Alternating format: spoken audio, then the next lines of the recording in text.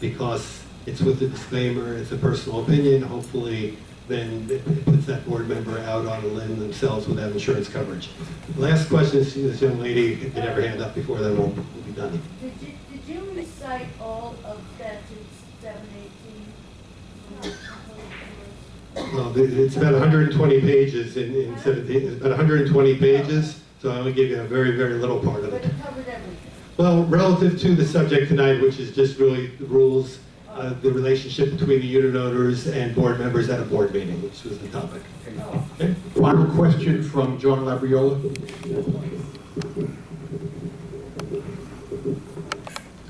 Thank you, Mr. Eisinger.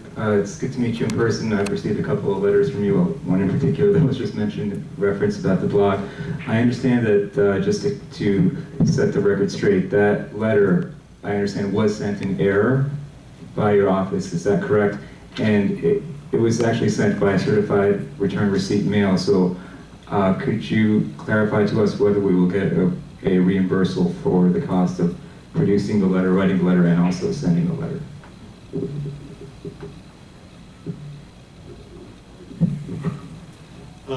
Yeah,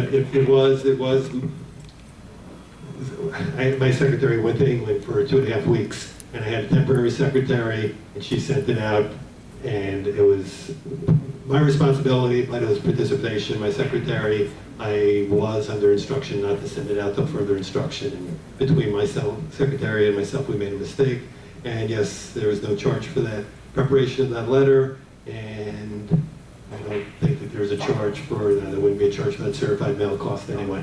Okay, just one more thing. My understanding of your purpose to be here was Marvin requested that you come because of what he perceived as misbehavior at the last board meeting, which I just didn't agree, but that the reason that we're not being charged is because of an error you made in giving us advice regarding the automatic door at placing an automatic door at the Marseille building. Is that correct? And could you please make that clear, because there's been a lot of emails going out attacking me, and the fact of the matter is that it was your advice that we rescind that vote because of the fact that we relied on erroneous advice in the first place to install, let me finish please, to install the door, so that you gave us the advice. It wasn't something that I did unilaterally. You gave us the advice to rescind it, and then unanimously the board rescinded it because of the fact that we have no obligation to do it, number one, and in order to fulfill our fiduciary responsibilities in order to fulfill our fiduciary responsibilities, Mr. Weiss, that I have great compassion for the handicapped, and I've received a lot of emails attacking me for this. It was not a unilateral decision. I'm only one vote on the board. It was a unanimous decision to rescind the vote based on your advice, asking us to do so, or recommending that we do so. And yes, please. So I want to set the record straight on that, and I appreciate your letter apologizing for that and your advice. I think it was good advice to ask us to rescind that, because if that's the case, I believe that I think every effort should be made by this board or whatever authorities are available to help this individual to pay for that door, either working through an insurance company, through Medicare, or other state and federal avenues that may be available to her, United Way, whatever available avenues are there, rather than taking it from the association, which we're limited in funds, and we are under possible threat of a special assessment because we may be running out of funds. That was my concern, so I wanted to set the record straight on that, and I wanted to ask you to please comment on that specific issue, Okay, please. that's That was easy. Okay, thank you. I'm not going to go back to the 5 or 10 minute diatribe, but no, I'm not here for free because of that letter. Number two, there are circumstances where an association does have to pay for reasonable accommodations, and there are situations where a unit owner does. For this particular fact pattern, initially I thought it was going to go one way, and upon further research realized probably not, it goes the other way. So that does happen. Thank you very, very much. Hopefully this was helpful to you all. Thank you, Dennis. Much appreciated. Next on the agenda is the management report.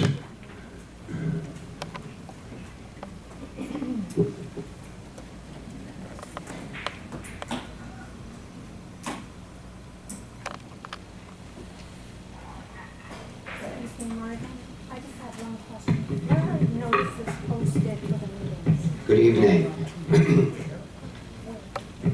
Where? Just a Okay. quick one. The official notice for meetings is in the glass case when you first walk in to the clubhouse. That's the official place. We also try to put it in each of the mailrooms and on the outside bulletin boards too.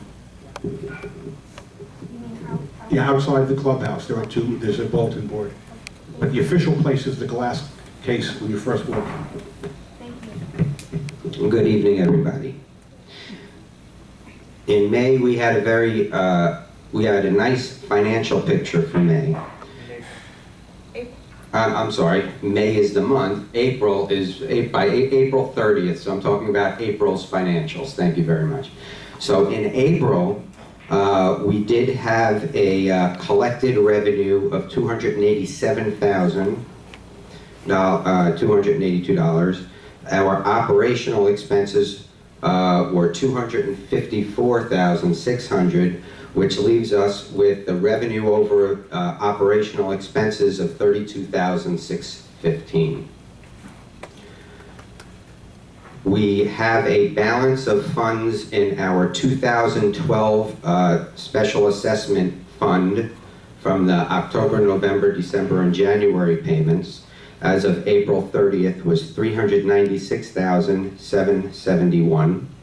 Thank you to our collection agency who was able to collect from the unit owners that weren't paying, that are paying now with their diligence. Regarding security, we're working together with maintenance regarding resident move-in and move-out procedures as we see more moving in and moving out nowadays. They are continuing to patrol the storage units and patrolling the rear entrance doors to the buildings. Staff meeting is to be held on Wednesday to review and retrain policies and procedures, which will also include stop signs and speeding, enforcing the hours of operations on the laundry rooms, monitoring the wall behind the Marseille, because we do see people, it has diminished and it's gone way down, but we still do have some people that are hopping up over that wall. With maintenance, we continue working on the areas from that engineering report that can be performed by our in-house maintenance team. We've already completed snaking the drain pipes in all the buildings. We completed cleaning out the scupper drains from the roofs.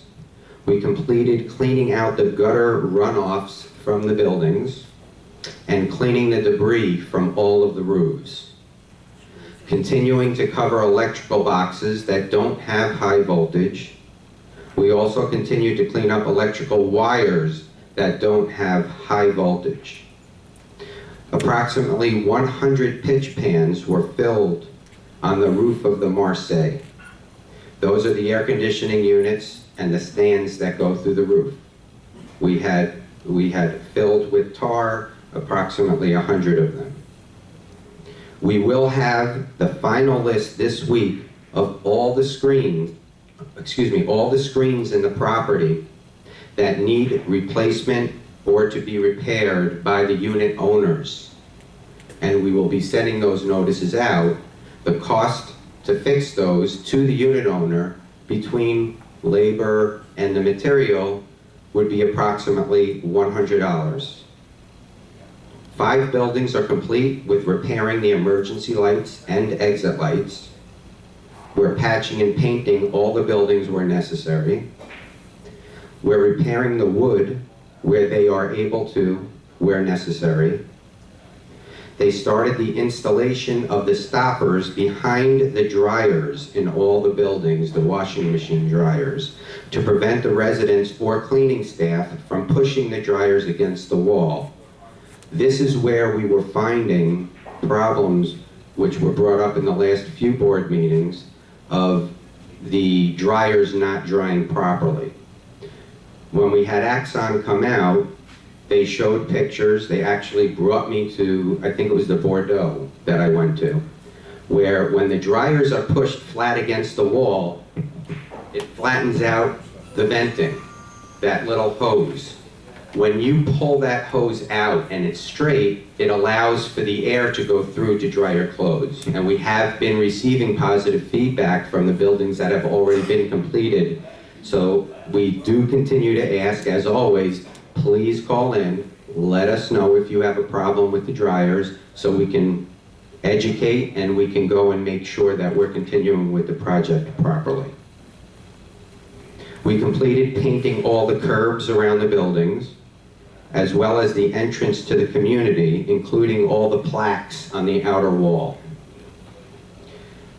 We are in the midst of completing the association apartment units, O1H and N3X, so that we can put them up for rent, which we believe will have renters in both of those units starting June 1st. Our financial audit, and I want to bring this up because there were questions, the statute requires that once we complete that financial audit, we send out postcards or we inform the unit owners that we have the audit complete and we have it ready and available for you. There were some people that were a little confused thinking we were auditing them. That's not what this notice was for. The notice was to make you aware that the audit is complete. This was forwarded also to Wells Fargo Bank. Wells Fargo was thoroughly impressed with the financial turnaround of International Village, and they now are in agreement and feel comfortable to present the possibility of extending our loan, which comes due 2014 February, out to 2018 to their advisory committee. And we will have more information about that, hopefully by the next board meeting. Regarding a little more information about banking, President Marvin Tao and Treasurer Mark Richmond and I had a meeting with Wells Fargo about 3 weeks ago to discuss this extension, and they are ready to move forward to their committee. We've also met because we believe in the bid process and getting the best interest, getting the best of all worlds. We're meeting with First Fifth Bank this week, who is very interested in placing a bid on any financing we may have.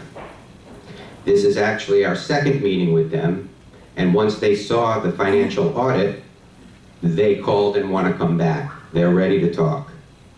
Banco Popular is in the same boat. AMG has several properties with Banco Popular, so we do have a lot of buying power with that particular bank. They just received the 2012 audit, and they are in actually the final stages to hopefully bring to the table some form of a bid, so to speak, on financing. Landscaping, once again, we thank Christine Bates for continuing to donate her time assisting with the front entrance and the property. Tree trimming for hurricane season bids will be put forth to the committee. We've removed all dead and overgrown weeds and plants in front of the Grenoble and St. Moritz and cleaned it up to prevent animals from nesting where we found in those two buildings, not inside the buildings, but outside because of the overgrowth and the dead growth. And we continue to maintain and repair the sprinklers on a regular basis. We had to completely bypass the main sewer line from the clubhouse because the tree roots broke through the main line in several places. The board has, and that was an emergency job that had to be done. Anyone who utilizes the clubhouse would probably remember several days that they could not use the restroom facilities because we didn't have a waste line. That was a $4,000 job to be ratified by the board tonight. It is complete. We are working closely with George and the maintenance team to perform the work that they are able to perform in the engineering report, as I mentioned a little bit earlier. We are diligently working with the roofing companies during the bid process to get information to give to the projects committee for review and recommendations to the board. We have spoken with Pacific Roofing, or Pacific Coast Roofing, which is one of the companies that performed work on the roofs in the past. We have received a schedule of warranties, and we are working closely with them to determine the actual coverage and the actual responsibilities. The owner of that company, unfortunately, has been on vacation after our first talk, and we'll be meeting with him within the next 2 weeks. I'm hoping to get him here this week so that he can bring me the actual written warranty so that we can then move forward into what we're able to cover. The clubhouse, unfortunately, is not covered in warranty. As mentioned before, the tree trimming bids for the hurricane season are already collected and are being handed over to the projects committee for review and recommendations to the board. The sale of units O1A and E1C that we spoke of in the last board meeting, the closing date for these 2 units is scheduled for June 17th. We did receive the high bid of $55,000 for the units, as discussed in the previous board meeting. I already went over the financials. I will mention, because Mark Richmond had asked, since I'm here in person, to read his report to you, which is the treasurer's report, which shows that the maintenance collections was $775,000 and change. The miscellaneous receipts was $12,000 and change, for a total receipts of $287,282, with the expenses of $254 and a surplus of $32,615, which brings a combined surplus through the end of April of $50,278. And that is all I have. Thank you very much. Nice to have really positive financial news. That's just great. Yes. Actually, I don't have a question. I meant to do this earlier, but I wanted to, I actually disagree with you about the comments you made in the president's message about good and welfare. I think it is good to have it early in the meeting, not only for people who want to comment on items that come later, but also people that have items that they want to bring up. And then we have an opportunity to at least be able to place them on the next agenda. It was at the very end of the meeting, our business portion of the meeting is over, and then we don't have the opportunity to take items that are on the agenda. I'd just like to make a motion to go to good and welfare at this point, so that people can speak without having to wait to the end. You're looking to change the agenda, and it's not part of the process to change the agenda in the middle of the meeting. I'm just making a motion. If it, Okay. Is there any second to doing that? There is no second, so on to the next. We have the, yes. Yes. I have a question on the manager's report, if I may.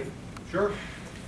I'm just wondering, as far as the income from maintenance fees, if I know the report is the actual money coming in, but I noticed that the budgeted amount for the maintenance fees, which is actually less than the actual amount that was collected, which is surprising. But I wanted to inquire from Jason or from Mark as to whether the budgeted amount of $271,000 is calculated by the total units in the association, or only the ones, or do you delete the delinquent ones in the budgeted amount? Okay, Jerry, you can hear me? I can. Okay, thank you for the question.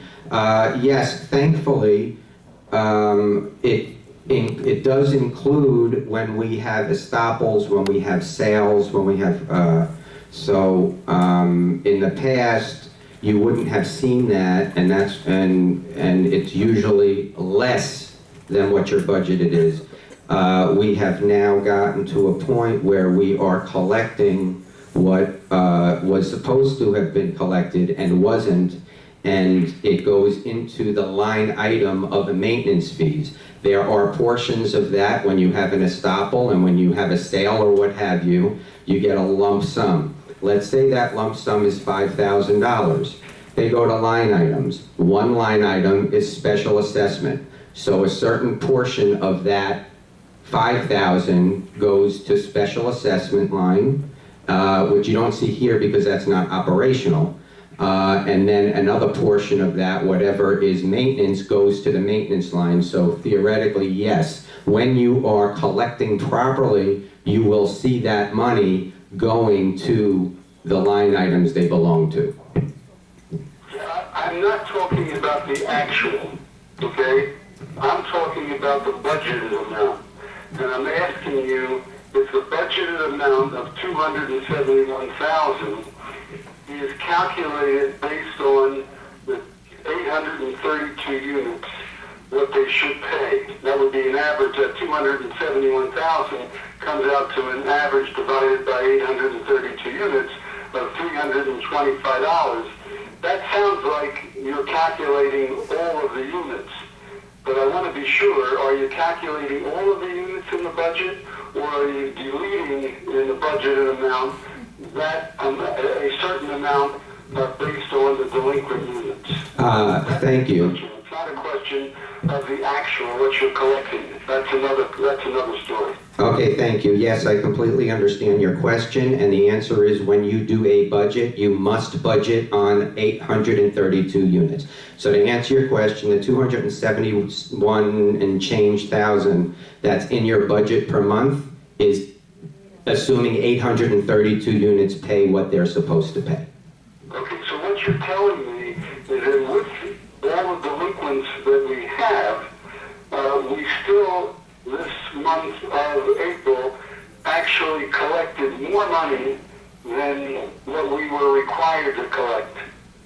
That's correct, because you were picking up the amounts that, let's say, were not paid last year that are being paid through the collection process. Okay, so we don't segregate that.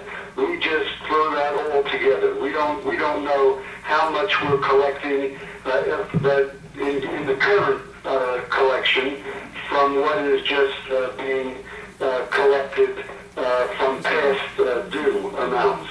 That's correct? That's correct. However, we do have reporting from the collection agency which tells us how much money was collected from delinquencies. And that number... I think those two figures should be separated so that we have a better idea of the shortages we actually have in any month. And if we're fortunate enough to collect all debt, that's fine, but that is almost